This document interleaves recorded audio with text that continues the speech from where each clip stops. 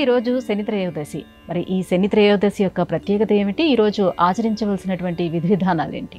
ఈరోజు శని త్రయోదశి. గ్రహాల్లో శని అనేటువంటి పేరు వినగానే చాలామందికి భయం కలుగుతుంది. ఎందుకంటే శనిగాళ్ళ పట్టుకున్నవరా అని చెప్పి కూడా మన జాతీయాల్లో కూడా ఒక మాట. అయితే ఈ శని బాగా ఏదైతే మన దుష్కర్మ ఉందో దాన్ని మన నుంచి తొందరగా వేరు చేస్తాడు, ఆయన్ని గనక ఆరాధన గనక చేస్తే. అలా శనిని ఆరాధించగలిగేటువంటి ఒక చక్కటి సందర్భం ఈ శని త్రయోదశి. మామూలుగా శనివారానికి మహావిష్ణువు అధిపతి, త్రయోదశికి శివుడు అధిపతి. తిథికి రోజుకేమో మహావిష్ణువు, త్రయోదశికి వచ్చేసరికి శివుడు అధిపతి. వీళ్ళిద్దరూ కలిసి ఉన్నటువంటి రోజు శని త్రయోదశి.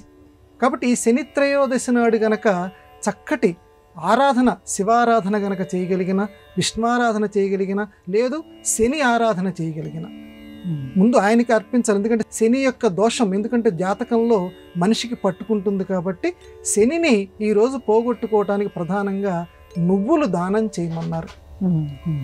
ఆ నువ్వులు తీసుకునేటువంటి బ్రాహ్మణోత్తముణ్ణి ఆశ్రయించి నువ్వులు దానం చేసి మంత్రపురస్సరంగా ఆరాధన గనక చేస్తే మన జాతకంలో ఏదైతే శని ఉందో అది ఈరోజు తొలగిపోతుంది. అట్లాగే చక్కటి దానాలు ఉన్నంతలో, స్వర్ణదానం ఉన్నంతలో ఇతరులకి దానం చేస్తే మనల్ని అంటిపెట్టుకుని ఉన్నటువంటి దుష్కర్మలన్నీ కూడా తొలగిపోతాయి. మొత్తం మీద శని త్రయోదశి నాడు అందరూ చేయవలసింది ఏంటంటే, ప్రధానంగా మన సంప్రదాయం చెప్తోంది నిర్మలమైనటువంటి మనస్సు.